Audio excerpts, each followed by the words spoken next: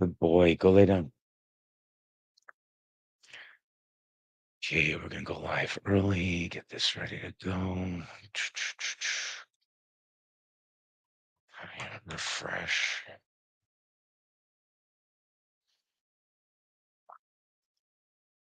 Okay.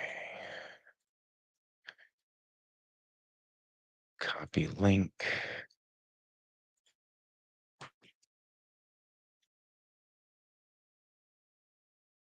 That would be correct. Awesome.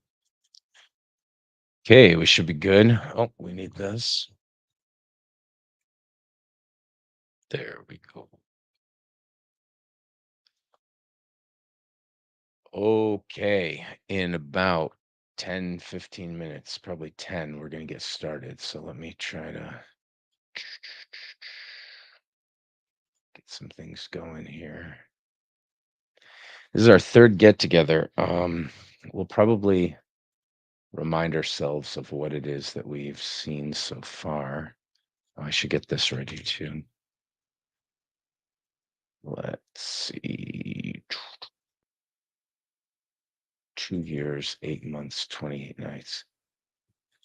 Okay, cool. Awesome. So that's ready to go. We've got this ready to go.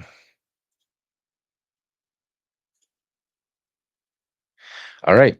So on Wednesdays, we have started reading The 1001 Nights as part of our literature curriculum.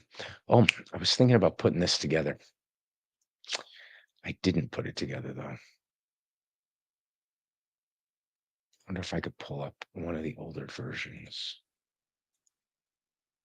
Show a piece of sort of what this literature curriculum looks like. We have a lot to go through, a lot to get into.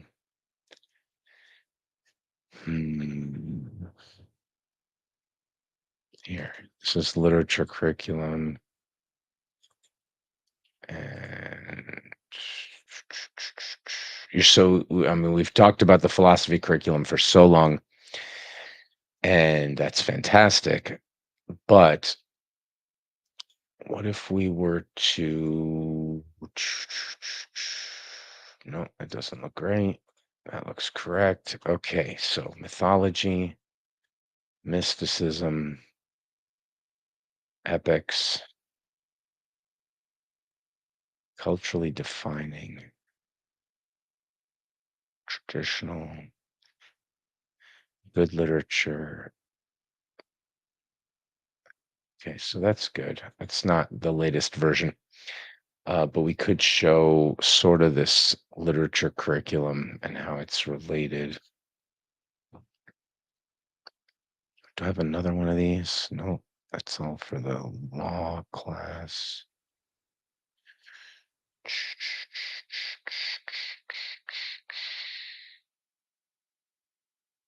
Interesting. That's not it either. Okay, well, that's the most recently pulled up one. It's approximately similar. What about this one? Nope. All right, I think we would have to use that. Okay, so today's Wednesday, and we're going to start the third get together for the readings that we're doing. Now, okay, so I'll just talk about it without any visuals. So most of what we've been doing has been the philosophy curriculum, and that's sort of the core curriculum. And then there's, you pick three other areas of interest, subjects of interest, and you make your own major out of that. And we won't talk about all that right now, but there's a big map of all the subjects and rules for picking things on different sides of the map and blah, blah, blah. We won't talk about it. But we've been doing mostly the core curriculum. We're going to try to get through all of that in the first 3 years. So we're doing some year two stuff, some year three stuff, some year one stuff, a lot of year one stuff. So Monday we're doing the year two symposium on Plato, and on Saturdays we're doing a year three Nietzsche's children, like the thinkers influenced by Nietzsche, doing what we call a deep dive. And so we're doing some of that right now. The year one material makes up most of the rest of the week, except on Wednesdays. We now had a time slot that was open 2 weeks ago, and we decided to start one of the literature classes instead of the core philosophy material. So what we did the first night is we talked about the 1001 Nights, the story of the storytellers and the stories folded within stories. Let me just turn this down a bit. There we go. Okay, now I don't have to hear myself shouting at myself. All right, so we talked about it, but we didn't really talk about where it fits in the rest of the literature curriculum. And what we're going to be doing with this course on these Wednesdays is we're going to read through the 1001 Nights, but we're also going to read many other books that were highly influenced by it, make strong allusions to it, things that are related in different ways. But in the literature curriculum, there's sort of 5 layers of literature that we kinda categorize things in. There's mythopoetry. This is like foundational, religious texts. Now, we look at religious texts in other disciplines and other classes, but here we'll mostly be looking at it through a literary lens. Then there are, well, let me see. This is sort of a sketch, but mysticism. So it's like, texts designed to induce themselves within you some sort of a spiritual experience. Then we have something that's tentatively called epics. So epics are foundational works where it's like, okay, instead of talking about the nature of the cosmos primarily, and then all other things are reflected, it's primarily focusing on more the nature of a people group or a nation or something like that. So, Homer's Odyssey, um, things that are sort of culturally defining on a national scale or higher. Then what we have, the next layer down are things that are traditional and culturally defining. So works that are sort of really great works in the sense of, on the next level down, Cervantes, Milan Kundra's Immortality, Midnight's Children, The Tin Drum, like those. I'm just thinking of some examples of works that would be in that fourth layer down. And then the fifth layer down is good literature, things that you ought to read. 1984, Fahrenheit 451, Lord of the Flies, the stuff everybody talks about because they're good.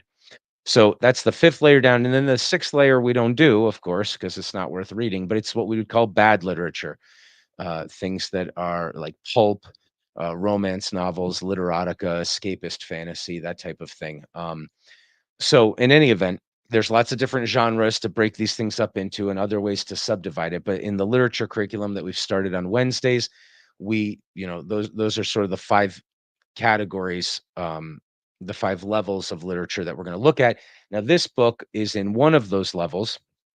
And so this, you can think of this as making up one class of the literature curriculum, but it's also one class of the literature curriculum within that third or fourth layer down, essentially. This is a highly significantly, culturally defining type of book. We've talked a little bit about the book. There's lots more we can talk about it, and we will as we keep going. Now, I don't mean talk about the content, but talk about the historical and the cultural significance of it, which we'll spend some time doing. But for this literature class, we're basically making the 1001 Nights the central focus of what we're studying, but then we're also going to be reading other books at the same time. So on the first week and the second week, and this week continuing, what we've done is we've talked about the story itself, we've read some of it, and then we read the first chapter of 2 Years, 8 Months, and 28 Nights by Sir Salman Rushdie. And then last week we read more of the stories in the 1001 Nights, and we read the second chapter. So tonight we're going to continue reading the stories of the 1001 Nights, and we're going to talk about the story of the storyteller again, just to be a quick refresher and a catch up. And then we're going to read the third chapter of Salman Rushdie's 2 Years, 8 Months, and 28 Nights, which adds up, of course, to 1,000 Nights and One Night More, one of his more recent novels and one of his 6 best. It's really good stuff. Rushdie's written maybe 8 or 9 novels that are kind of, if they were the only one of those 8 or 9, they would be his masterpiece. They're really quite impressive. And then he's of course written a bunch of other novels on top of that. But I would say there's at least 6 epics that he's written. So we won't talk about that right now. We will later. But if we remember what we've been reading here, is the Thousand and One Nights and the story of the storyteller. So in video one, you can hear us talk about that more, and we'll read from the beginning. But just as a quick refresher, Scheherazade is married to, at her own insistence, a king who was once very wise and ruling the kingdom very well, but because he hasn't been able to relate properly to a certain tragedy in his life as he saw it and figure out the right answer to that, he has basically become a tyrant and maybe mad, and the whole kingdom is suffering. And it's suffering specifically because his wife cheated on him, and there's more to it than that. But essentially, uh, he finally decided to keep ruling the kingdom, but he just marries a different daughter of the nobles every night and then kills her the next day. And then has the vizier go out and find a new bride for him, and then does the same thing the next morning. And then the nobles send all their daughters away, and everybody's fleeing the kingdoms. He's got to go down to the merchants and their daughters, and it's some the whole kingdom is being destroyed. And Scheherazade, the daughter of the grand vizier, who has to go and do all these errands for him, she insists to become his next wife. She schemes with her sister to come in to the bedchamber when they're finished consummating the marriage, and just say goodbye to her since she has to die the next day. And she says, "Well, just when you do that, I'm going to call you in. Just ask me, sweet sister, could you tell us one of those great stories that you know to help us while away the evening hours?" And then what happens is Scheherazade starts telling stories. She starts telling a story, but the stories have stories within the stories, and the characters tell stories in order to navigate their own stories. But the stories are so interesting at the end of the night that the king says, "Well, you're going to have to live one more night so that we can hear the rest of this story." And then that just keeps happening for 1,001 nights. And over the course of this, she civilizes him, solves his problem, fixes what's broken and sick with the kingdom, that type of thing. So she keeps herself alive by being interesting with her stories. But the reason she can do this is that she, of all the people in the kingdom, Scheherazade has spent her life studying all of the stories, quasi historical stories, mythological stories. She knows all of the great tales. And so she's never running out. There's other things we could mention about her bravery. It's kind of like an Esther thing a little bit, right? Going to the king like that. But also, um, the stories she tells at right at the beginning are sort of a slap in the face to the king, in the sense that some of them have very much to do with his problems, and she's not afraid of that. In other words, there's something like there's wisdom in these stories to live by, and the answers and the medicine and this and the solving of the problems is in the listening of the stories. And so she's not trying to like just be entertaining and hide something like that. You might say a more cowardly woman would say, "Well, let me tell an interesting story, but not one that's directly related to the reason why you're enraged and murdering people, including me next in line." So that's the story of the storyteller. You can go watch the first video if you want. If you missed it, we read it and we talk in greater depth about all the details of what leads that up. But now she's in the midst of telling stories, and we're many story layers deep at this point. I don't even remember exactly where we were, but I mean I know where we were in the book, but I don't remember how many layers deep it is. I think there was the fisherman. I think this is all the fisherman right now.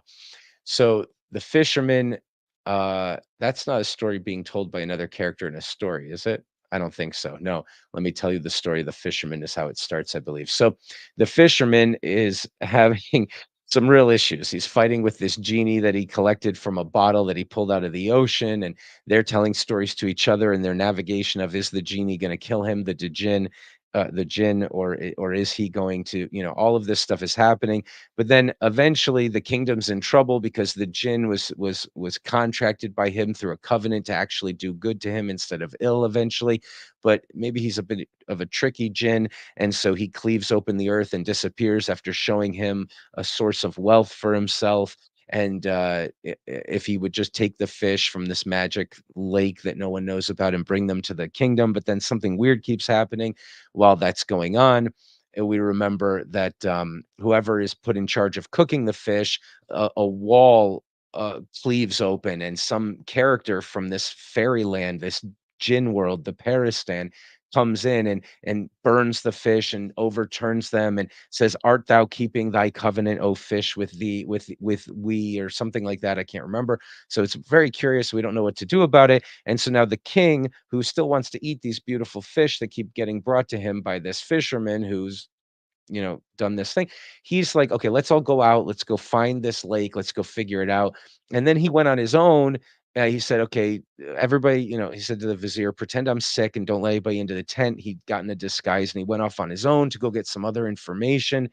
And it's like, okay, so now we're into the king's story, but then he's in this castle, and it's like he's just met a man who is statue from half down, and he's weeping, and they're telling each other stories and trying to figure out what's going on. So we're right in the thick of it, and if you wanna catch up to right where we are, you can just listen to the last class, um, or the last 2, and we'll be right here. But here's where we pick up.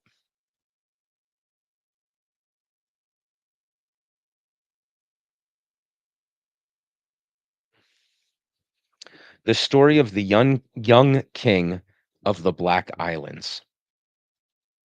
So I believe that the Sultan has asked the young king, who I believe was the one who was turned half into statue, to give him his story. He says, he then said, "Know, O king, that the story of the fish is extraordinary.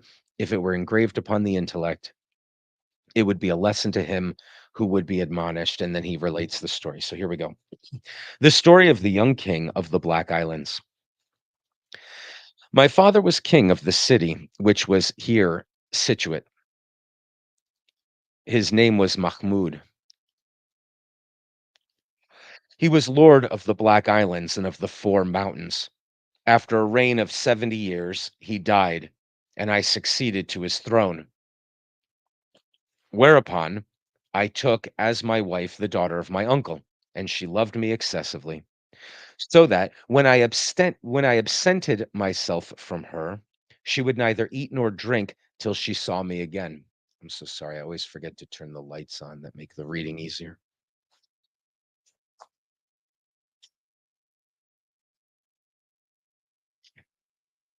All right, there we go. Okay, so he marries his cousin. She's really madly in love with him. Whenever he denies her or abstains from her, she would neither eat nor drink till she saw me again. She remained under my protection for 5 years.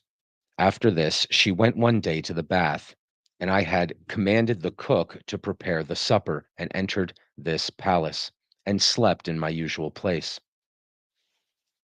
I had ordered 2 maids to fan me, and one of them sat at my head, and the other at my feet. But I was restless because my wife was not with me, and I could not sleep. My eyes were closed, but my spirit was awake. And I heard the maid at my head say to her at my feet, "O Masuda, verily our Lord is unfortunate in his youth. And what a pity is it that it should be passed with our depraved, wicked mistress." "Perdition to unfaithful wives," replied the other. "But," added she, "such a person as our Lord, so endowed by nature, is not suited to this profligate woman, who passes every night absent from his bed." "Verily," rejoined she at my head, "our Lord is careless in not making an inquiry respecting her." "Woe to thee," said the other. "Hath our Lord any knowledge of her conduct, or doth she leave him to his choice? Nay, on the contrary, she contriveth to defraud him by means of the cup of wine which he drinketh every night before he sleepeth, putting benge into it, in consequence of which he sleepeth so soundly that he knoweth not what happeneth, nor whither she goeth, nor what she doeth. For, after she hath given him the wine to drink, she dresseth herself and goeth out from him, and is absent until daybreak, when she returneth to him, and burdeneth a perfume under his nose, upon which he awaketh from his sleep. When I heard this conversation of the maids, the light became darkness before my face. and I was hardly conscious of the approach of night when my cousin returned from the bath. The table was prepared, and we ate and sat a while, drinking our wine as usual. I then called for the wine, which I was accustomed to drink before I lay down to sleep, and she handed me the cup, but I turned away, and pretending to drink it, as I was wont to do, poured it into my bosom, and immediately lay down. Upon which she said, "Sleep on. I wish that thou wouldst never wake again.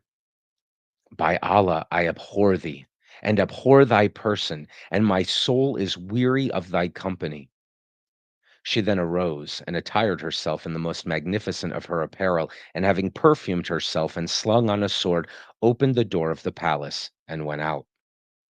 I got up immediately and followed her until she had quitted the palace and passed passed through the streets of the city and arrived at the city gates, when she pronounced some words that I understood not, whereupon the locks fell off and the gates opened, and she went out, I still following her without her knowledge. Thence she proceeded to a space among the mounds, and arrived at a strong edifice in which was a kubeh constructed of mud, it's a building, a dome on top,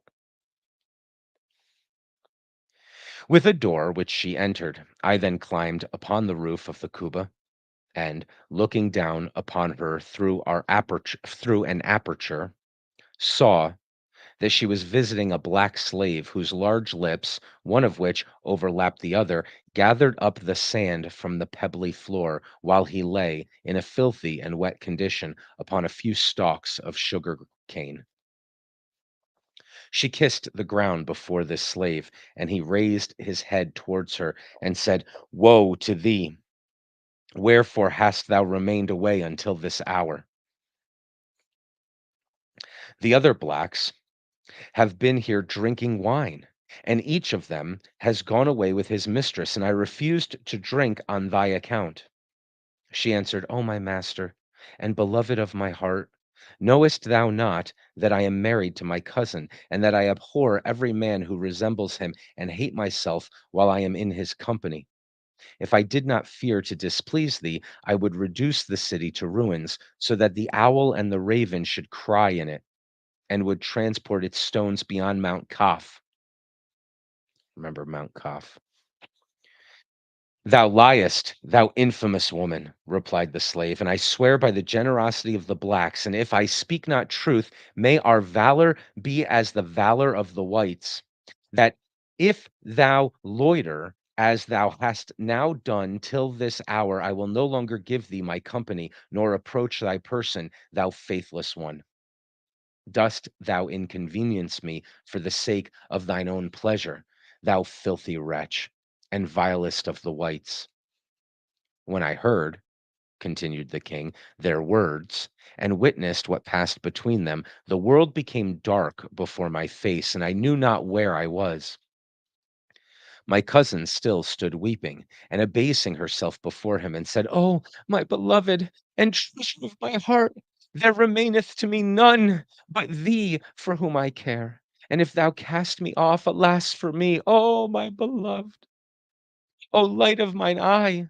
Thus she continued to weep and to humble herself before him until he became pacified towards her, upon which she rejoiced and arose, and having disrobed herself, said to him, "O my master, hast thou here anything that thy maid may eat?" He answered, "Uncover the dough pan. It contains some cooked rat's bones. Eat of them and pick them. And take this earthen pot.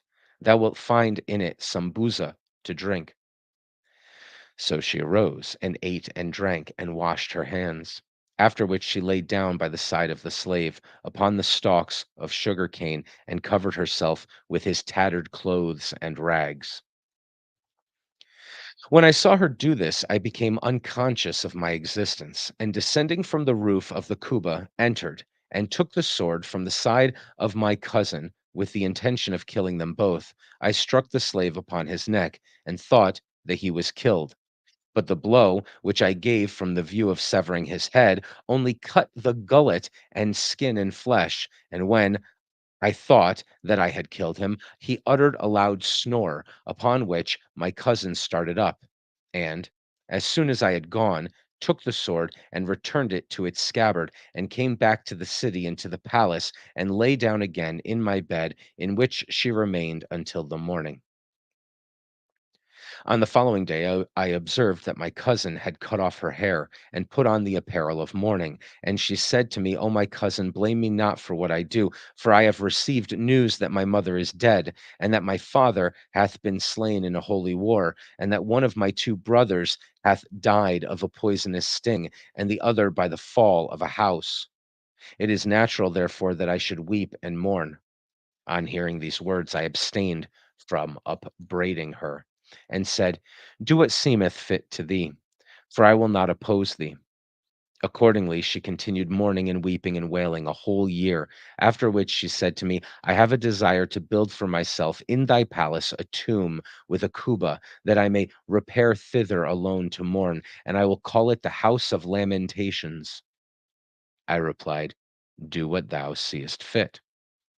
So she built for herself a house of mourning with a kuba in the middle of it, like the tomb of a saint. After which she removed thither the slave, and there she lodged him. He was in a state of excessive weakness, and unable to render her any service, though he drank wine, and from the day on which I had wounded him, he had never spoken. Yet he remained alive, because the appointed term of his life had not expired. My cousin every day visited him in his tomb early and late, to weep and mourn over him, and took to him wine to drink and boiled meats. And thus she continued to do morning and evening until the expiration of the second year, while I patiently suffered her, till one day I entered her apartments unawares, and found her weeping and slapping her face, and repeating these verses: "I have lost my existence among mankind since your absence, for my heart loveth none but you. Take my body, then, in mercy to the place where you are laid, and there bury me by your side. And if at my grave you utter my name, the moaning of my bones shall answer to your call." As soon as she had finished the recitation of these verses, I said to her, holding my drawn sword in my hand, "This is the language of those faithless women who renounce the ties of affinity and regard not lawful fellowship." And I was about to strike her with the sword, and had lifted up my arm to do so, when she rose, for she knew that it was I who had wounded the slave, and standing before me pronounced some words which I understood not, and said, "May God, by means of my enchantment, make thee to be half of stone and half of the substance of man." Whereupon I became, as thou seest, unable to move, neither dead nor alive. And when I had been reduced to this state, she enchanted the city and its markets and fields. The inhabitants of our city were of four classes: Muslims and Christians, and Jews and Magians. And she transformed them into fish. The white are the Muslims, the red the Magians, the blue the Christians, and the yellow the Jews. She transformed also the four islands into four mountains, and placed them around the lake. And from that time she has continued every day to torture me, inflicting upon me 100 lashes with a leathern whip, until the blood flows from my wounds. After which she puts on my upper half a vest of haircloth beneath these garments. Having said thus, the young man wept and ejaculated the following having said thus, the young man wept and ejaculated the following verses: "Give me patience, O Allah, to bear what thou decreest. I will be patient, if so I may obtain thine approval.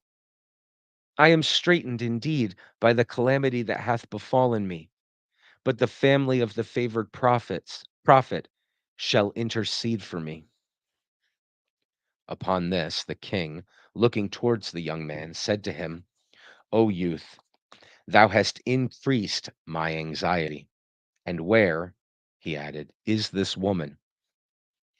The young man answered, She is in the tomb where the slave is lying, in the Kuba. And every day before she visits him, she strips me of my clothing and inflicts upon me 100 lashes with the whip while I weep and cry out, unable to move so as to repulse her. After thus torturing me, she repairs early to the slave with the wine and boiled meat. By Allah, O youth, said the king, I will do thee an act of kindness, for which I shall be remembered, and a favor which historians shall record in a biography after me. He then sat and conversed with him until the approach of night, upon which he arose and waited till the first dawn of day, when he took off his clothes and slung on his sword, and went to the place where the slave lay.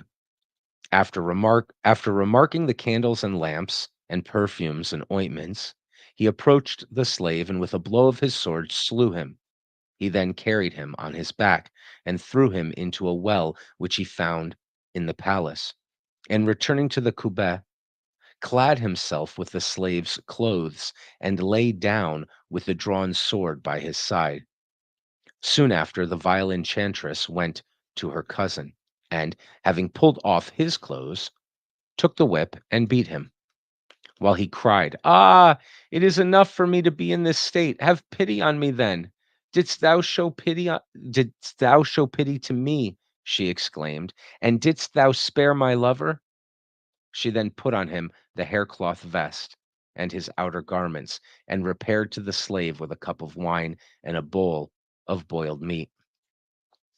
Entering the tomb, she wept and wailed, exclaiming, O my master, answer me. O my master, speak to me, and poured forth her lamentation in the words of this verse. How long shall this aversion and harshness continue? Sufficient is the evil which my passion hath brought upon me. Then, weeping as before, she exclaimed again, O my master, answer me and speak to me. Upon this, the king, speaking in a low voice and adapting his tongue to the pronunciation of the blacks, ejaculated, Ah, ah, there is no strength nor power but in God. On hearing these words, she screamed with joy and fell down in a swoon.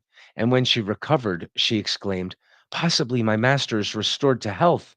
The king, again lowering his voice as if from weakness, replied, Thou profligate wretch, thou deservest not that I should address thee. Wherefore? Said she.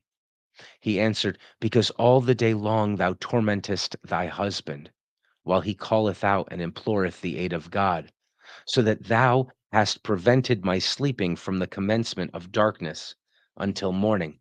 Thy husband hath not ceased to humble himself and to imprecate vengeance upon thee, till he hath distracted me. And had it not been for this, I had recovered my strength. This it is which hath prevented my answering thee. Then, with thy permission, she replied, I will liberate him from his present sufferings. Liberate him, said the king, and give us ease. She replied, I hear and obey, and immediately arose and went out from the Kuba to the palace, and taking a cup, filled it with water, and pronounced certain words over it, upon which it began to boil like a cauldron. She then sprinkled some of it upon her cousin, saying, By virtue of what I have uttered, be changed from thy present state to that in which thou wast at first. And instantly he shook and stood upon his feet, rejoicing in his liberation, and exclaimed, I testify that there is no deity but God, and that Muhammad is God's apostle. God bless and save him. She then said to him, Depart and return not hither, or I will kill thee. And she cried out in his face. So he departed from before her, and she returned to the Kuba and said, O my master, come forth to me that I may behold thee. He replied with a weak voice, "What hast thou done? Thou hast relieved me of from the branch, but hast not relieved me from the root." Oh, my beloved," she said, "and what is the root?" He answered, "The people of this city and of the 4 islands. Every night at the middle hour, the fish raise their heads and imprecate vengeance upon me and upon thee. And this is the cause that preventeth the return of vigor to my body. Therefore, liberate them and come and take my hand and raise me, for vigor hath already in part returned to me." On hearing these words of the king, whom she imagined to be the slave, he said to him with joy, "O my master, on my head and my eye, in the name of Allah." And she sprang up full of happiness and hastened to the lake, where, taking a little of its water, she pronounced over it some unintelligible words, whereupon the fish became agitated and raised their heads and immediately became converted into men as before. Thus was the enchantment removed from the inhabitants of the city, and the city became repeopled, and the market streets re-erected, and every one returned to his occupation. The mountains also became changed into islands, as they were at the first. The enchantress then returned immediately to the king, whom she still imagined to be the slave, and said to him, "O my beloved, stretch forth thy honored hand that I may kiss it." "Approach me," said the king in a low voice. So she drew near to him, and he, having his keen-edged sword ready in his hand, thrust it into her bosom, and the point protruded from her back. He then struck her again and clove her in twain and went forth. He found the young man who had been enchanted waiting his return and congratulated him on his safety, and the young prince kissed his hand and thanked him. The king then said to him, "Wilt thou remain in thy city, or come with me to my capital?" "O king of the age," said the young man, "dost thou know the distance that is between thee and thy city?" The king answered, 2 days and a half."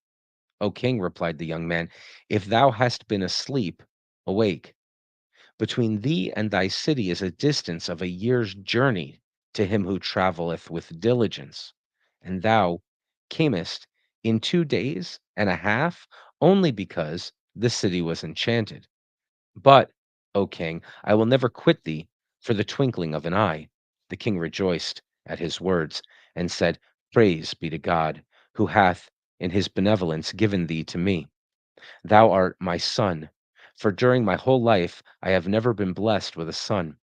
And they embraced each other and rejoiced exceedingly. They then went together into the palace, where the king, who had been enchanted, informed the officers of his court that he was about to perform the holy pilgrimage. So they prepared for him everything that he required, and he departed with the sultan, his heart burning with reflections upon his city, because he had been deprived of the sight of it for the space of a year. He set forth, accompanied by 50 menjuks, and provided with presents, and they continued their journey night and day for a whole year, after which they drew near to the city of the sultan, and the vizier and the troops, who had lost all hope of his return, came forth to meet him. The troops, approaching him, kissed the ground before him and congratulated him on his safe return. And he entered the city and sat upon the throne. He then acquainted the vizier with all that had happened to the young king, on hearing which the vizier congratulated the latter also on his safety.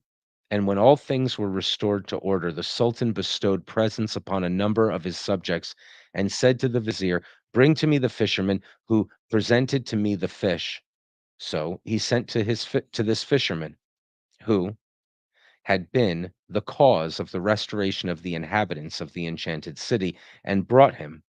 And the king invested him with a dress of honor, and inquired of him respecting his circumstances. and whether he had any children. The fisherman informed him that he had a son and two daughters, and the king, on hearing this, took as his wife one of the daughters, and the young prince married the other. The king also conferred upon the son the office of treasurer. He then sent the vizier to the city of the young prince, the capital of the Black Islands, and invested him with its sovereignty, dispatching with him the 50 Memluks who had accompanied him thence, with numerous robes of honor to all the emirs. And the vizier kissed his hands and set forth on his journey, while the sultan and the young prince remained.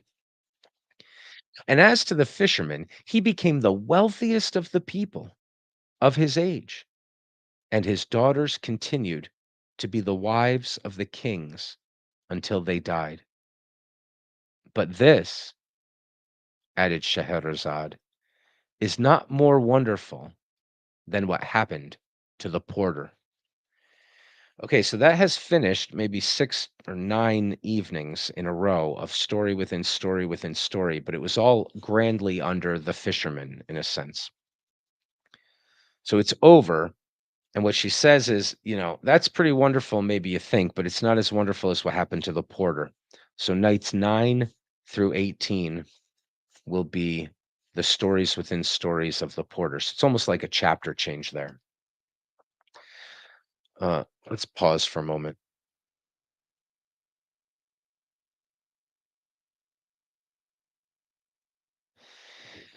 I don't exactly want to. Oh, it would be a good time to do that. Okay, so if anybody's here who hasn't listened to the first two, we're going to try to talk about this sort of the full circle of the set of stories related to the fisherman, or under the category of the fisherman. There's a few things that we can notice. One, there's a piety involved in at least the characters who end well, right? Um, there's a lot of genies, there's a lot of witchcraft, there's a lot of transforming people into donkeys or dogs or different things and flying like the magic gin and all of that stuff is happening. But there's a piety to it, and I think I mentioned before that The 1001 Nights is the most censored book in history, I believe. I believe this book has been banned officially by law in more countries than any other book. It has a lot of sex, it has a lot of naughty bits, it has a lot of magic and jinns and things like that, which perhaps, Muslim, maybe even I don't know which countries, um, found a reason to ban it, but it's always the main characters are always they do well and or the characters who do well have a respect for Allah and they're conscious and mindful of it and covenants as well. And the jinns have to sort of keep to their covenants, but they're kind of like these demon creatures, and so they're very tricky in the way they word things, and so you can be foolish in interacting with them, or if you're very careful, you can maybe integrate the shadow there and get something accomplished. I think the thing that strikes me the most about the fisherman stories is that thing I mentioned before, where Scheherazade is just beginning the pattern of saying, "Hey, there's some stories and they're interesting, and you want to hear them." Then you typically, except for this sort of chapter cut, the story hasn't really finished, and so it's so interesting that the king has to keep her alive the next night. But it is the wisdom in the stories that might fix the problem with the kingdom. She says to her father, "Marry me. I'm going to marry me to the king who's in this horrible place. I'll set it all right." So she has a mission here, but the fact that at the beginning and at the end it comes full circle to this whole, okay, what is this foolish man going to do with the fact that he doesn't get to have guarantees regarding the love of the woman that he marries? And I think, especially with the last story, um, what's being highlighted for the king in his subconscious through hearing the stories is that, um, well, it's one of two things. One, this woman, his wife, who he loves, is cheating on him, hates him, despises him, sort of is forced to be married to him and has to go along, but really despises him and is using magic to get away from him to go be with the one she truly loves. But the one she truly loves is poor, and he's the king. The one she truly loves is not very eloquent, and the one she truly loves has rags, and the one she truly loves is abusive to her and mean to her and tells her pick from the rat bones to eat. Whereas if she was in the palace, she would have all sorts of things. And so it's like his consciousness of himself goes away. He's in this, everything becomes darkness to him because he can't, he's still thinking of the love of a woman as something that, it's like a formula and you can kind of guarantee it and you can just believe in it. And when he finds out she's cheating, that's one thing. But then he finds out that she's cheating in a way that seems irrational to him.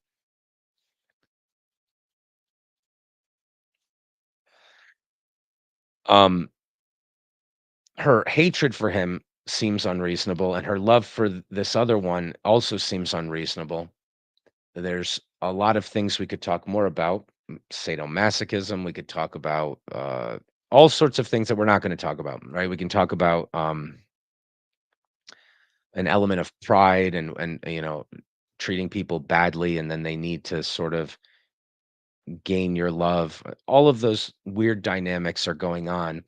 But if we take the perspective of the king, I'm sorry, this princeling who's in the line of this other kingdom now.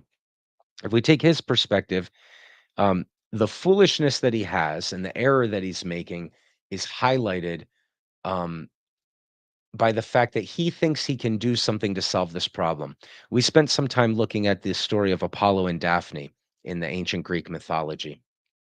And Apollo, it's not just the story of what happens between them, but we have to know the character of Apollo, right? So the character of Apollo is the masculine attempt to figure out the rules of the game and then thrive, dominate, kick butt and rise to the top and make the world a better place through that. So he's the god of medicine, the god of science, right? The god of throwing a net over the impossible to understand things and cutting them all up, figuring out, as he says, what all the plants do for ill or good. He's also the god of the sun and the chariot, and he's holding back the reins. He's quite. It's a proper principle. His son doesn't understand, but Phaeton doesn't get it. But Apollo in every painting, if you want to look, we could look at this real quickly if we felt like it. Let's see, Google Art Project. Every single painting for thousands of years, the artists who are depicting Apollo, whenever he's in his chariot, or even when he is im- representing imperial strength by captaining a ship, he's always depicted with his arm pulled back with the musculature strained in order to pull back on the power that he has and that it needs to be limited. So let's see how we would do this. I would move this here. Bear with me, and then we'll pull this up, and then we'll hit share screen. Okay, and we're going to try to see paintings and sculptures of Apollo. There's many stories that have to do with Apollo, but this is not nearly enough. It's 105, and we're going to see space things, so that's not what we want. Let's try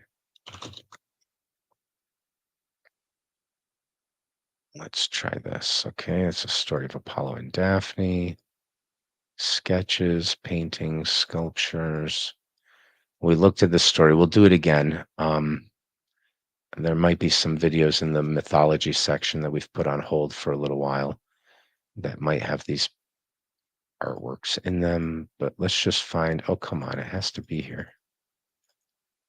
I've collected so many of them. I thought I could just find it with a quick search on Google Art Project. If you don't know what Google Art Project is, oh, here, I should just type it this way. If you don't know what Google Art Project is, then it's really valuable. It's really fun. All of, or I don't know if all of the world's, but many of the museums. Um, so here he is pulling back, right? The horses are trying to run wild. He's not like Mars using the reins as a whip. He's pulling back. Um, let's see. Here's another one. He's pulling as hard as he can, pulling back on his own chariot's horses. The wilds would run wild of their own accord. Here he is again, pulling back, right? He's got his arm back here. He's got to pull it back. being depicted in one way or another.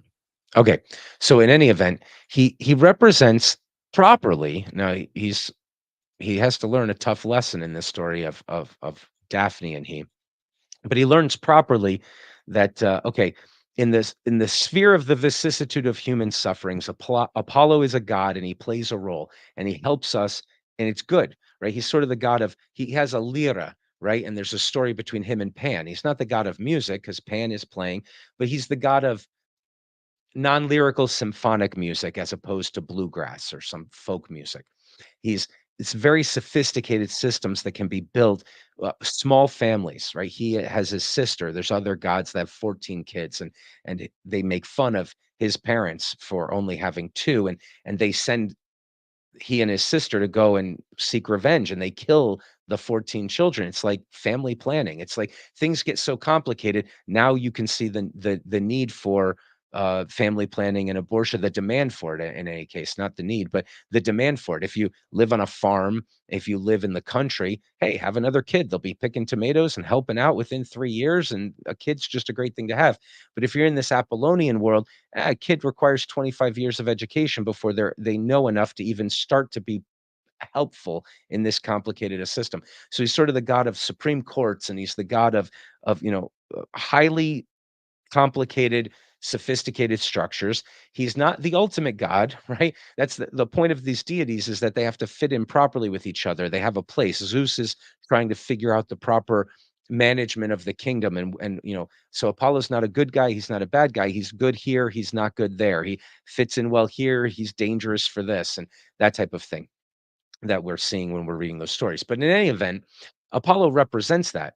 And then he's always doted upon by females, the and deities and mystical creatures, mythological creatures that are depicted in a feminine way. So the muses, the hours, um, I'm trying to think of uh, well, the nymphs are into him. It basically the chicks dig him, and for good reason. He's the top dog of making things awesome and better. He slays Python. He gets rid of the diseases that could kill you. He pushes them back. Anything that he's making the world more sophisticated and more secure, but he's not the ultimate principle, and he doesn't understand love. And this is what the king is trying to figure out. The one who Scheherazade is telling the stories to. I mean, the originally wise and now um, quite frustrated, uh, Shalimar.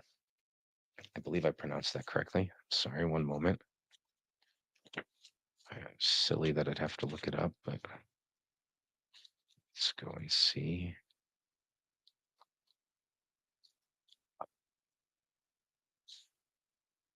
Oh, yeah, it's in the introduction, dummy. Okay, here we go. Is it Shahriyar? Yeah, Shahryar. I'm sorry, Shahryar. So this King Shahryar, who had been wise and now is frustrated, he's dealing with the same issue that Apollo didn't understand, and so he's Apollo is really full of himself, and basically remember, it's not that he's good or bad, it's that what he represents is a way of being in the world that sees things like a game, figures out the rules, takes it seriously enough to accomplish what the point of the game was to accomplish, and then that benefits the rest of the world. That's the Apollonian idea. Now, the point of the story, and we won't tell the rest of the story again here, of Apollo and Daphne is that if you think love is like that, if you think there are rules and games and points that you can earn, you're about to be brought very, very low. Cupid will defeat you. If you understand lust, Venus, but you don't understand her sometimes child, Cupid, if you don't understand there's a principle that flies higher than you, because Cupid has wings, right? They all fly. They're in a dream world of the language of the dream world of gods, and so they move around and change form. But Cupid has wings, and in the stories, he's flying higher, and he's defeated Zeus. He's defeated Cupid. I'm sorry, he's defeated Zeus and Apollo and Hercules and Mars. Right? He's brought them down because he's a higher principle. So, in any case, without telling the whole story, Apollo learns that lesson, and he learns it by mocking Cupid and not regarding him and not noticing what he's up to. And Cupid says, "Look, man, everything you've ever accomplished, it's going to be to my credit, not to yours, because you slew Python, but I'm going to bring you down." Okay, In any event, sort of the point of the story, at least partly, is the idea that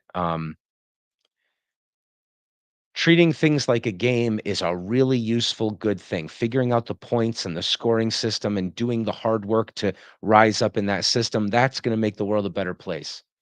But if you treat personal relationships that way, as if like a psychopath thing, well, I could be mean to this person, make them long for my approval, or I could have a lot of cool cars and I could get the chicks I want, that type of an idea. Whatever way you're trying to impose a game structure over it, your ending isn't going to be good. You're going to be brought very low, and it's because there's some principle that's real and true that flies higher than the way you're thinking, and it's going to make its point. So, reminding ourselves of what we learned with Apollo and Daphne, without going any more into it. Um, one of so with this fisherman set of stories, it's the first set of stories really, and she's just punching King Shahryar right in the face and saying, "Look, man, you're not the first person to deal with this. You learned that. You've seen angry jinns that are full of rage and trying to enslave women to control them. That doesn't work for them. They're cheating more than anybody is, So you've come back, but you're angry and frustrated. You basically think all women are horrible and the world's a terrible place, and you're making the kingdom pretty dark. Um, all I have to tell you are some stories. Here's a few. And it starts and it wraps up at the end quite forcefully with a story that highlights how bad the problem is for him, the way he's thinking in that sort of masculine, let's solve the problem kind of way.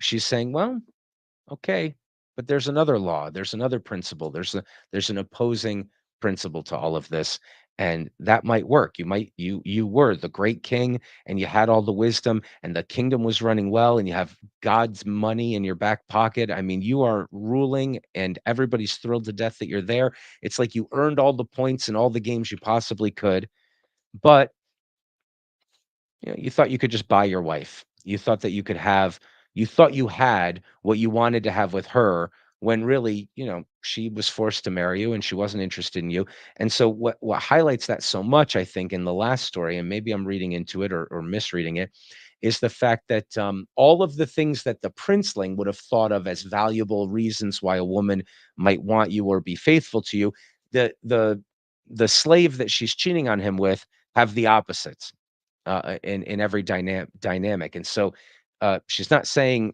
propositionally, "Hey, here's how you solve the problem." She's saying, "Look, this is the problem."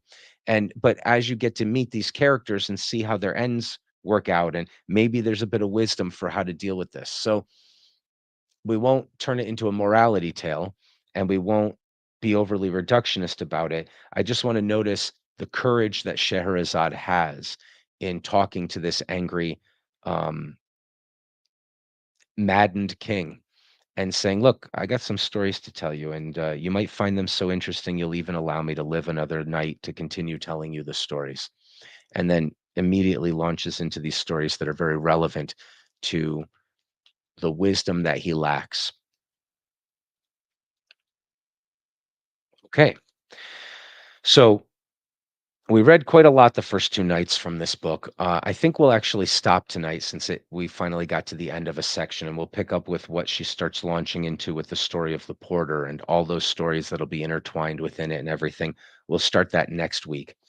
Um, we read quite a lot last time because we also read, I think, one of the longest chapters in the other book that we're reading. So while we're doing this course, I'll just introduce it once again. In the different sections of literature, right? The Apollo Daphne, that's going to be more mythopoetry from Ovid's Metamorphoses. This is on a different layer down. But while we're doing it, one of the classes within this section is the highlight of, I don't know what to call it. Let's call it the magnification, no, the focus upon the Thousand and One Nights. And so we're not just going to read the Thousand and One Nights. We're going to read other stories as well. How do I turn this off? I don't want flashcards on.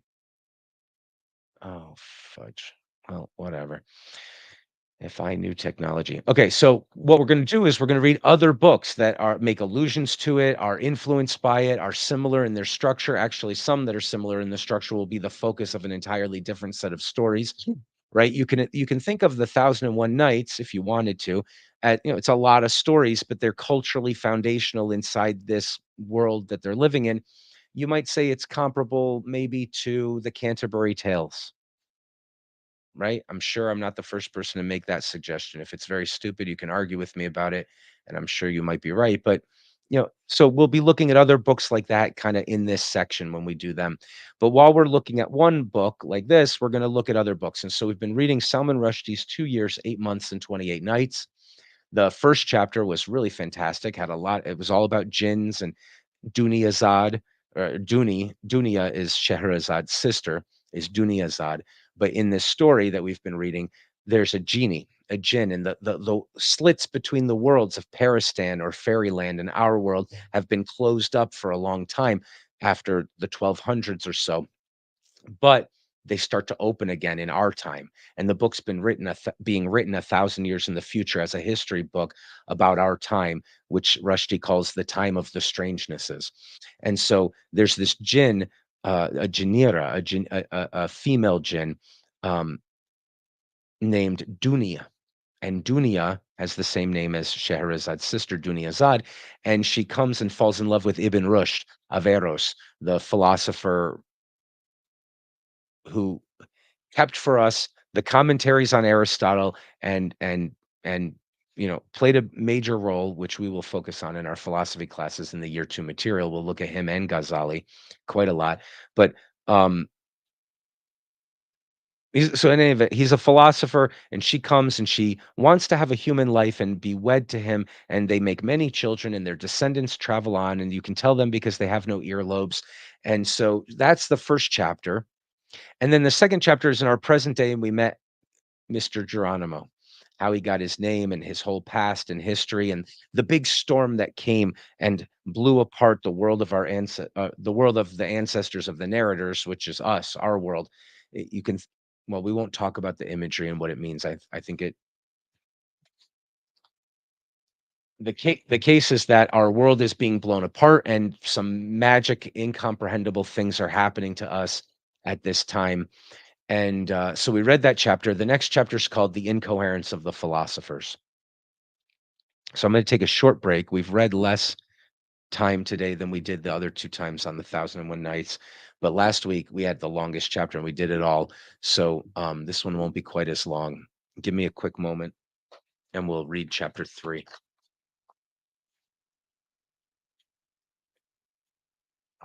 All right. Actually, the first sentence. Okay. I see. This is going to fit in well. All right.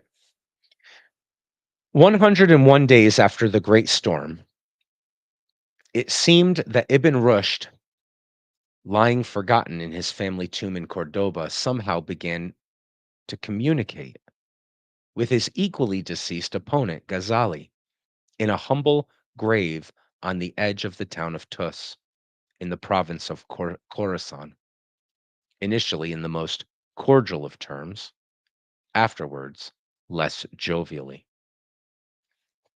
There's a fun first sentence.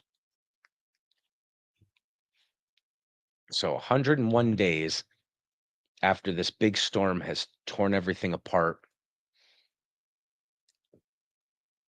it seems that Ibn Rushd, lying forgotten in his family tomb in Cordoba, somehow began to communicate with his equally deceased opponent, Ghazali.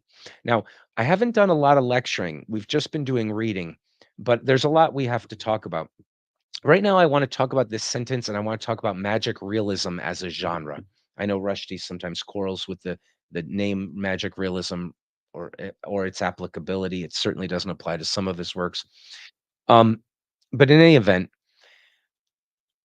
I don't think we've talked about this. We haven't. Let's talk a little bit about magic realism here. It was the conviction of the magic realist authors that in order to accurately and matter of factly report what life really is like, one has to straightforwardly admit, discuss, and report upon the magical elements that are a part of being.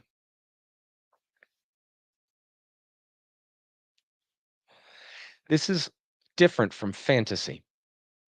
It's different from science fiction, right? They're related, certainly not escapist. Its aim as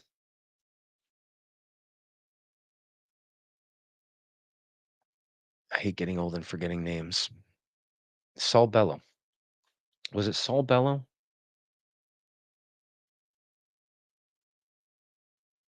The aim of these novels, as Milan Kundera said, is to use literature to push back at the boundaries through imagination of what we understand being human is. I think Rushdie talks about the story from a Saul Bellow novel where there's a dog tied up to a stake outside and the dog is barking. And as Rushdie says, and because it's a Saul Bellow novel, we have to be told why the dog is barking. And we're told that the dog is barking in protest to the limitations placed on transcendence for canines, the existential. He's screaming, open up the world a little bit. I think Milan Kundera had this image that that's kind of the point of literature is to be like that barking dog, push back a little bit, or be motivated like that barking dog, and push back a little bit against the boundaries of what we understand it means to be human. It's I like thinking of literature and history because history is, of course, empirical. It has a scientific component to it, but it's not chronology. It's not saying matter of factly X happened, then Y happened, then Z happened. It's storytelling. So the restriction on history that literature doesn't have is that the story you're telling me about what it means to be human, these are all in the humanities. We're trying to answer the question about our condition. The stories that you're telling me about Caesar or Alexander the Great, Lycurgus, whoever, you have to have some empirical support for for the idea that this is a story that actually happened, right? But you're not just a chronologist. You're not just saying the king awoke at this time and he said this at this time and he called for his vizier at this time and they read from the scribes records at this time and here's what they read. You're not just doing that. You're talking about motivation. You're talking about characters. You're talking about their fears and their ambitions and their aims and their visions and all of that. It's characterological, so it's narrative. It's story. Um, Literature is aiming at the same thing that history is aiming at as a subject. It's the humanities. All the subjects are aiming at it, but it doesn't have that empirical restriction. So, it'd be worth doing a little bit of this since we just launched into the books the last two times. Let's do a little bit of lecturing on the subject that we're studying here. So, within literature, there are different genres. And it was the conviction, as I said before, of the magic realist authors that you have to report matter of factly the magical elements that are a part of being. I'll tell you another story that Rushdie tells when discussing the nature of literature here. He says, and then we'll talk about some others. So he says,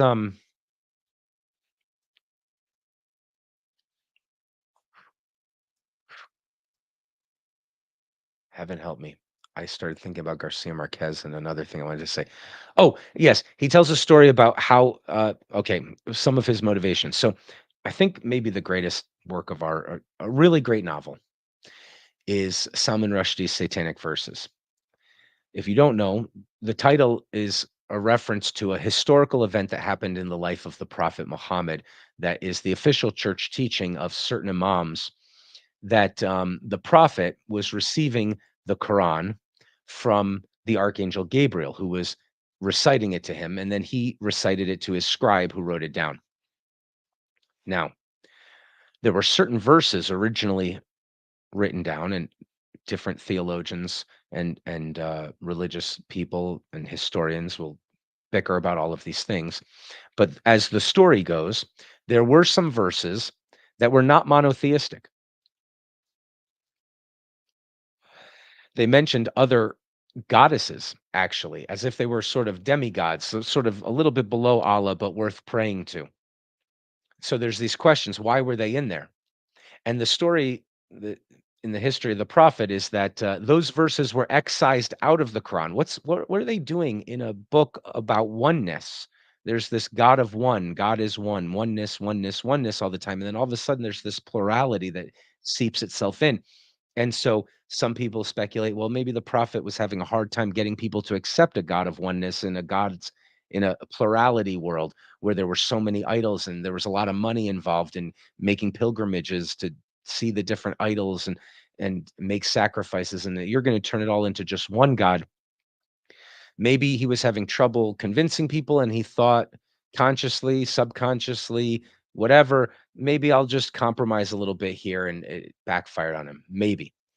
Or the official church teaching is the archangel Gabriel did not visit the prophet Muhammad on that day. On that day, it was Shaitan, the devil, Satan, who came pretending to be the archangel Gabriel, and he recited verses of his own.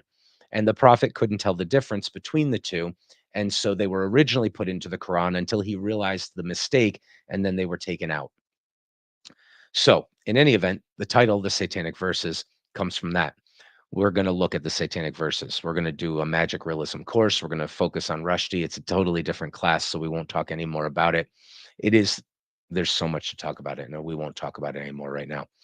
But while discussing an element in that novel, so in that novel, there's a section, and in this section, there's a prophetess who is born as a poor woman in a town in India in the book. And in this town, she's sort of always attended by butterflies. They clothe her, they fly into her mouth, she eats them. She sort of doesn't have the normal human needs that everybody else has. She's magical in a way, but she convinces the entire city in our current day and age with automobiles and airplanes and businesses to run that Allah requires of them to make an on-foot journey to Mecca, and that if they do that, everything will be granted to them. Like you give up everything to do this and you'll gain everything. But she actually convinces everybody in the city to do that. And in the story, there's this one man who's really annoyed because his wife was never terribly religious and neither was he, but she's gotten cancer and she's super taken with all of this. And the mother-in-law's going and they're all walking and he drives in his Mercedes Benz behind them, trying to convince them to at least get in the car, right? It's quite comical in some ways. But in any event, he follows them right up to the sea where they all walk into the sea and they drown, and in the story, you hear that they all drown, and it's a part of the news story. They never made it through the Red Sea, but they expected it to part for them. And this man is trying to pull them out of the Red Sea. He almost drowns as well. And he wakes up in the hospital and he's in a delusional, delirious state. And he swears in his delirium that he saw them walking on dry ground.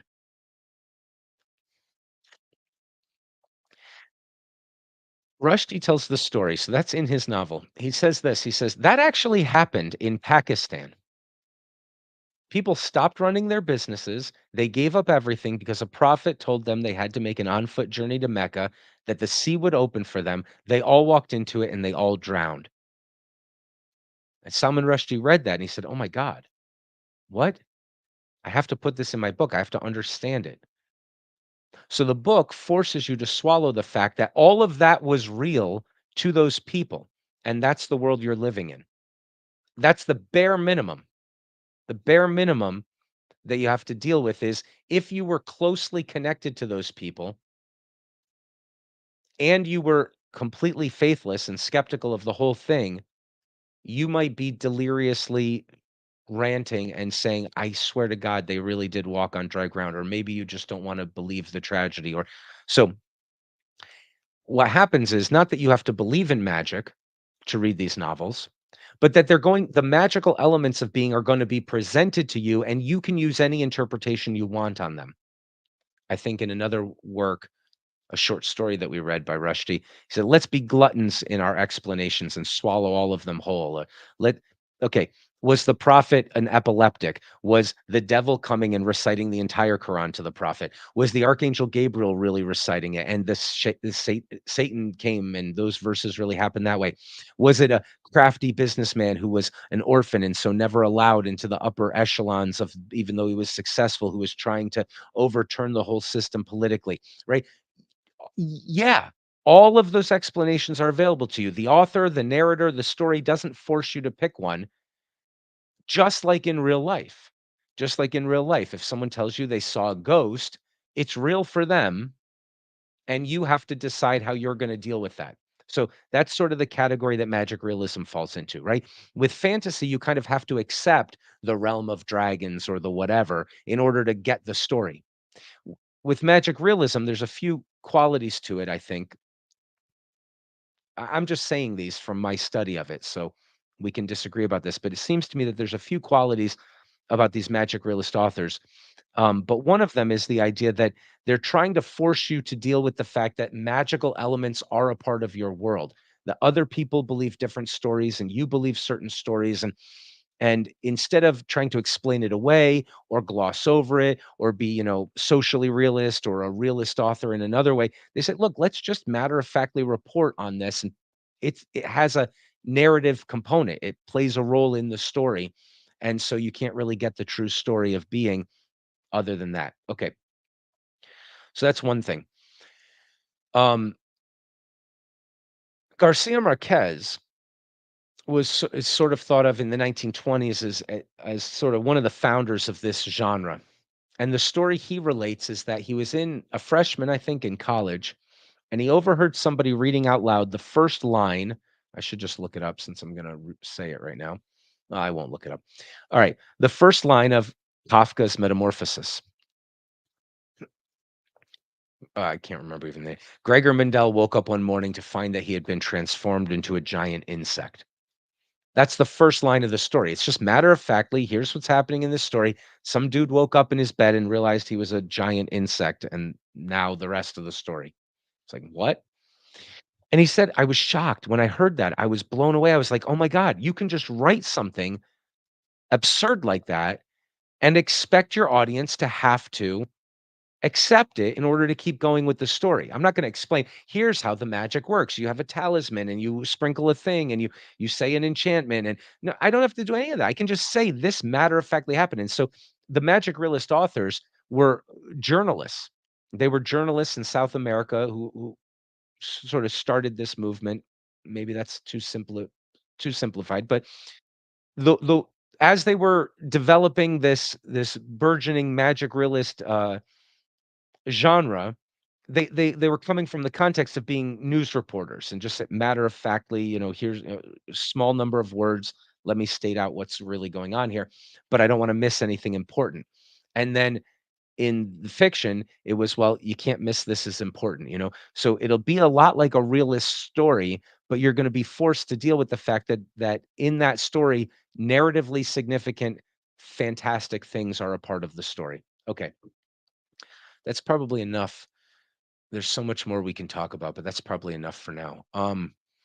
So notice 101 days after the Great Storm, it seems that Ibn Rushd, lying forgotten in his family tomb in Cordoba, somehow began to communicate with his equally deceased opponent, Ghazali, in a humble grave on the edge of the town of Tus in the province of Khorasan, initially in the most cordial of terms, afterwards less jovially. We accept that this statement, difficult as it is to verify, may be met with some skepticism.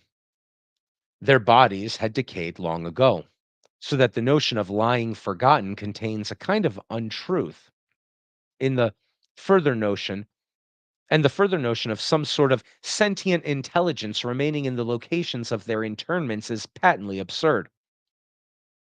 Yet, in considering that strange era, the era of the 2 years, 8 months, and 28 nights, which is the subject of the present account, we are forced to concede that the world had become absurd, and that the laws which had been accepted as the governing principles of reality had collapsed, leaving our ancestors perplexed and unable to fathom what the new laws might be. It is in the context of the time of the strangenesses, our time, that the dialogue between the dead philosophers should be understood. Ibn Rushd, in the darkness of the tomb, heard a familiar female voice whisper in his ear, "Speak." With a sweet nostalgia seasoned with bitter guilt, he remembered Dunya, the stick-thin mother of his bastards. She was tiny, and it occurred to him. that he had never seen her eat. She suffered from regular headaches because, he told her, of her dislike of water.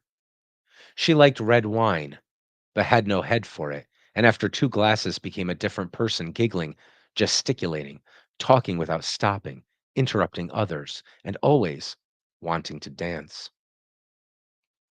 She climbed on the kitchen table, and when he declined to join her, she stamped out a pouting solo piece containing equal parts of petulance and release.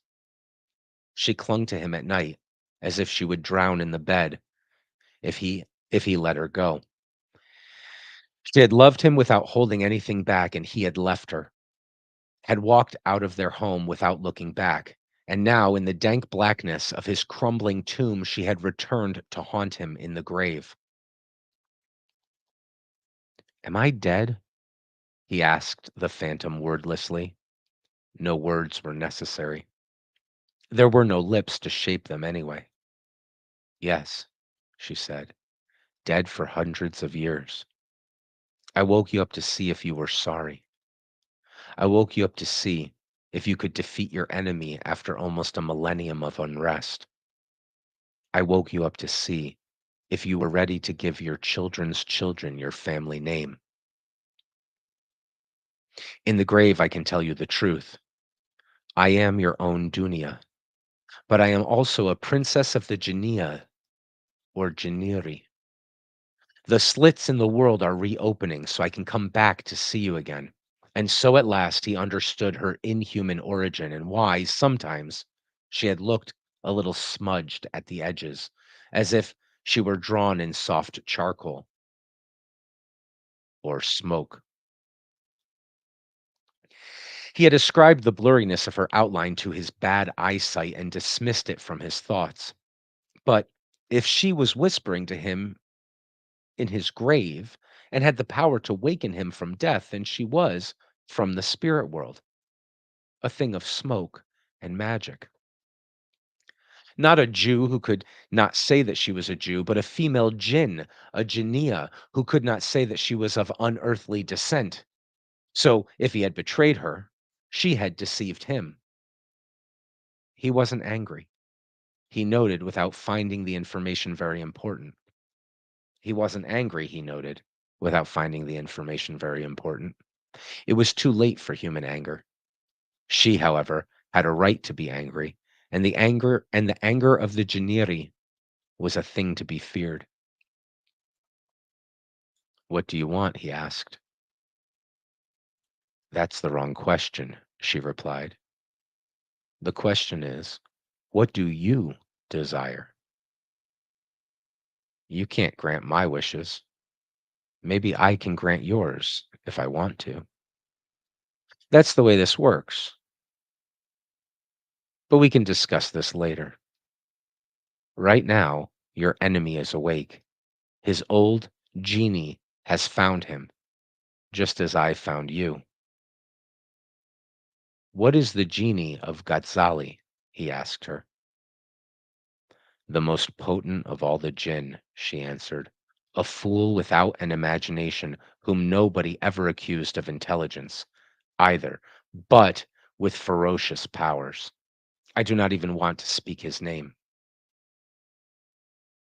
And your Ghazali seems to me an unforgiving, narrow man," she said. "A Puritan whose enemy is pleasure, who would turn its joy to ash." Her words felt chilling even in the tomb. He felt something stir in a parallel darkness far away, so close. "Ghazali," he murmured soundlessly. "Can that possibly be you?" "It wasn't enough that you tried and failed to demolish my work when you were alive," the other replied. "Now it would appear you think you can do better after death." Ibn Rushd pulled together the shards of his being. "The barriers of distance and time no longer pose a problem," he greeted his foe. "So we may begin to discuss the matters in a proper way, courteously as to the person, ferociously as to the thought. I have found, Ghazali replied, sounding like a man with a mouthful of worms and dirt, that the application of a degree of ferocity in the person usually brings his thinking into line with my own. At any rate, said Ibn Rushd, we are both beyond the influence of physical deeds, or, if you prefer, misdeeds. So, just if people are joining for the first time, Ghazali was a philosopher. He wrote a book called The Incoherence of the Philosophers. He counts as a philosopher because he was a theologian who decided he would play the philosopher's game and do it properly solely as philosophy. Like Aquinas. Aquinas says, here's all these truths. Let's see which of them we can get to philosophically, right? We're not going to try to contradict the religion, but we're going to see where reason leads us. Well, Ghazali did the same thing, doing real philosophy. No appeals to scripture, no saying it has to be this way because of revelation. Let's just do philosophy and see where it gets us. But where Ghazali got was quite a devastating book, consistently being philosophical. It's a very impressive book. We'll look at it in year two in the philosophy curriculum. But proving that philosophers and reason cannot get you anywhere. That what you should do is go read the Quran. That the book of Revelation will tell you everything you need to know. And he's not claiming it from a religious perspective and saying, well, I know it is because the Bible tells me so. He's saying, oh, okay, I'll do this philosophy thing with you. Let's start using our reason. Let's use just reason. Let me show how we can't get anywhere and nothing we could ever possibly try to know would ever be knowable to us if this is the method we use. Ibn Rushd, Averroes, his European name, who, by the way, Salman Rushdie's father renamed their family Rushdie after Ibn Rushd. Ibn Rushd, about 100 years later, wrote a book called The Incoherence of the Incoherence. So he was arguing God is a God of love and openness, and he wants you to use your mind, and philosophy and other pursuits are all wonderful to him, and you should do them. This is the way to understand Allah, not in this other way. So there's a battle between them, and you can read the first chapter if you want to get the fictional, historical slash literary, the chiefly literary telling of this story is in the first chapter. But in any event, so these are the two who are now talking in our time, hundreds and hundreds of years after their death, because Dunya has reawakened her lover, Ibn Rushd, who she came and wed and had many children, and their descendants are in the story. Okay. Uh let's see. A fool without imagination, physical, or if you prefer misdeeds. That is true, Ghazali answered. If, one must add, regrettable. Very well, proceed. Let us think of the human race as if it were a single human being, Ibn Rushd proposed. A child understands nothing and clings to faith because it lacks knowledge. The battle between reason and superstition may be seen as mankind's long adolescence, and the triumph of reason will be its coming of age. It is not that God does not exist, but that, like any proud parent, he awaits the day when his child can stand on his own 2 feet, make his own way in the world, and be free of its dependence upon him. As long as you argue from God, Ghazali replied. As long as you feebly try to reconcile the rational and the sacred, you will never defeat me. Why don't you just admit you're an unbeliever and we can take it from there? Observe who your descendants are, the godless scum of the West and East. Your words resonate only in the minds of Kafirs. The followers of truth have forgotten you. The followers of truth know that it is reason and science that are the true juvenilia of the human mind. Faith is our gift from God, and reason is our adolescent rebellion against it. When we are adult, we will turn wholly to faith as we were born to do.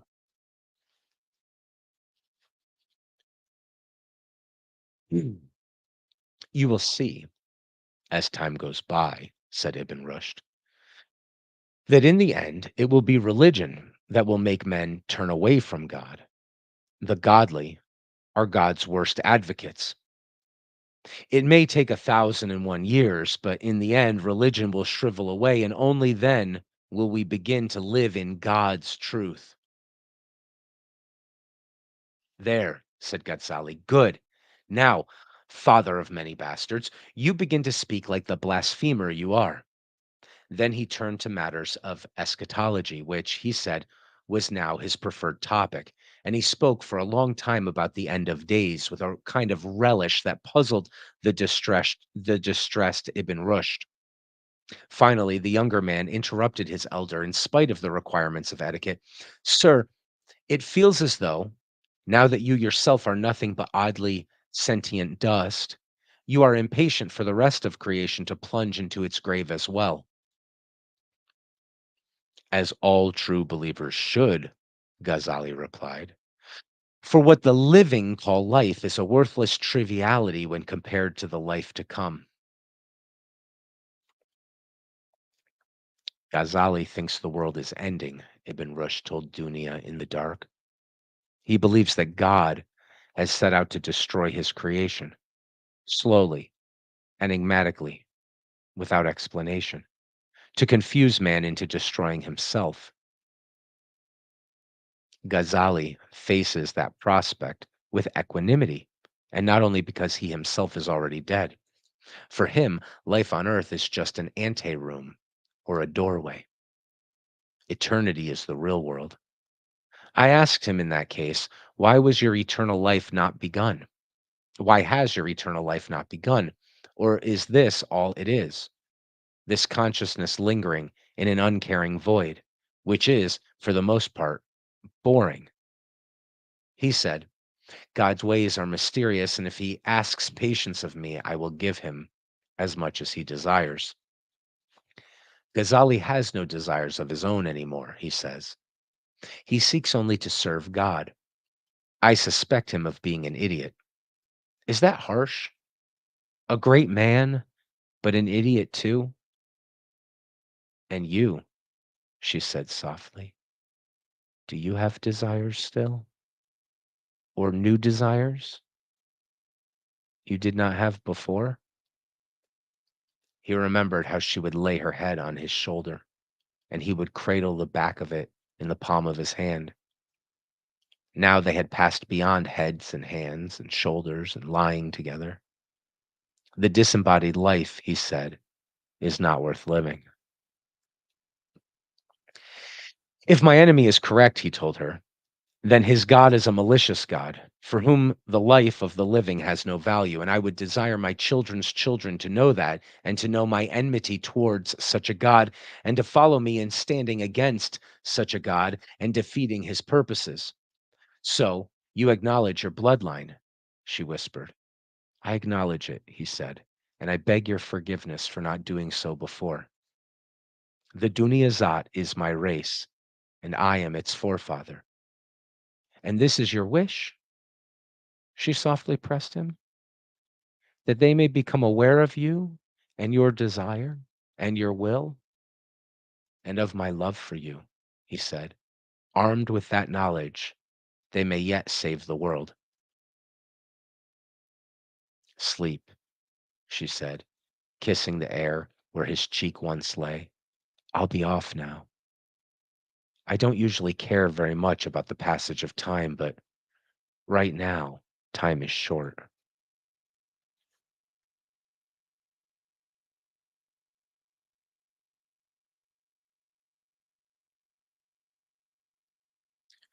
The existence of the jinn posed problems to moral philosophers from the beginning.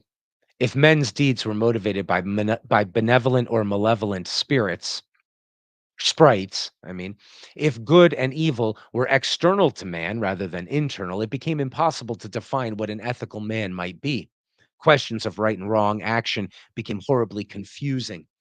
In the eyes of some philosophers, this was a good thing, reflecting the actual moral confusion of the age, and as a happy side effect, giving students of morality a task that had no ending.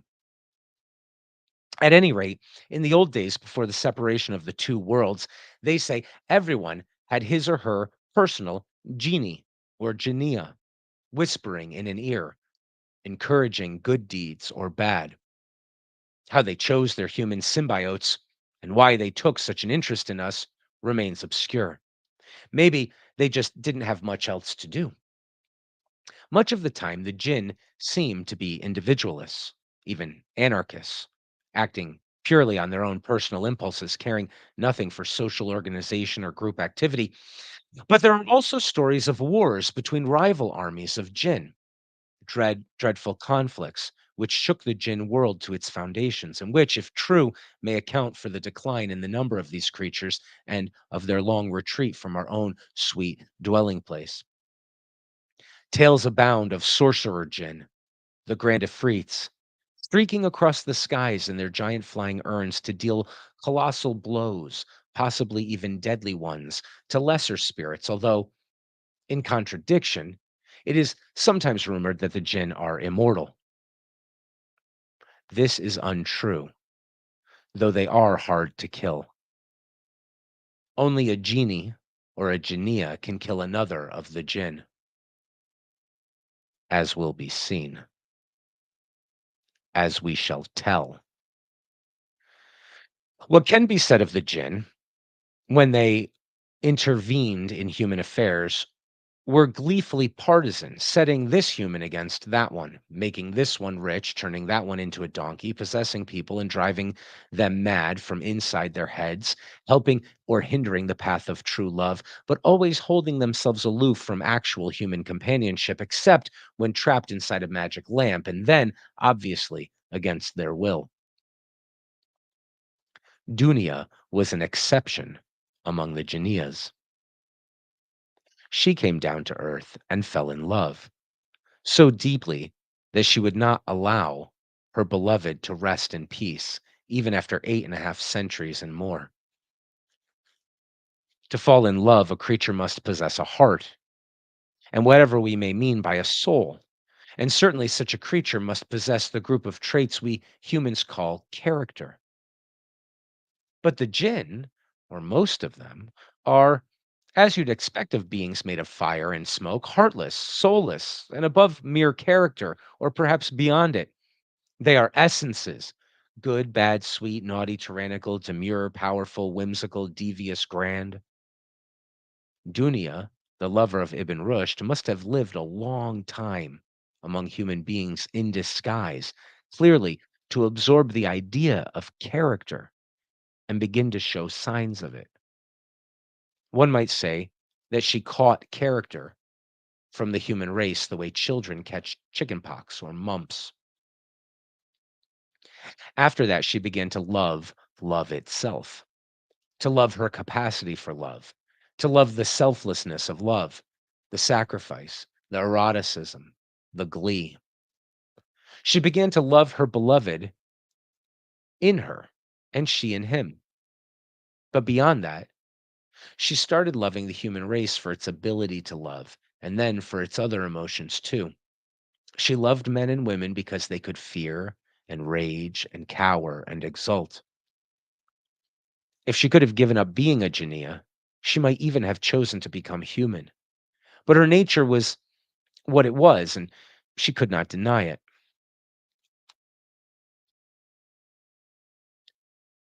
After Ibn Rushd left her and made her, yes, sad, she pined and grieved and was shocked by her deepening humanity.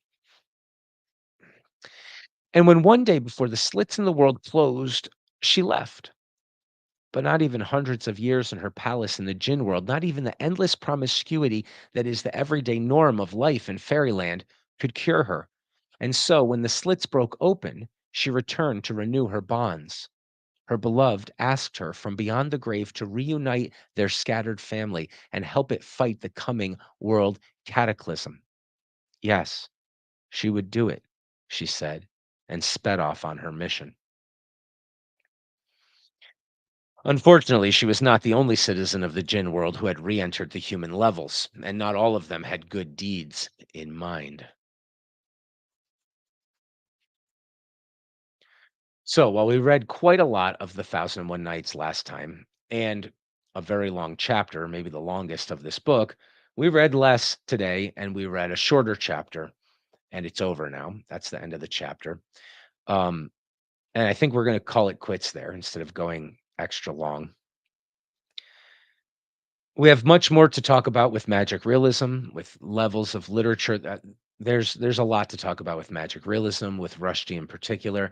And I think I'll just keep doing it this way, where we'll just pepper it in piece by piece as we go, because it's like a 3.5 hour lecture, start to finish, just talking about Rushdie and magic realism and all of that stuff. So I think we'll just keep peppering it in as it's appropriate. You can see in some of this language, it's quite powerful and beautiful when that one method, that one approach to storytelling that I mentioned of sort of matter of factly reporting on things. It's actually quite comical in the beginning of this chapter where he says, "Oh, how strange to imagine that a dead man could talk with another dead man. They died a century apart from each other, and it's been centuries since then."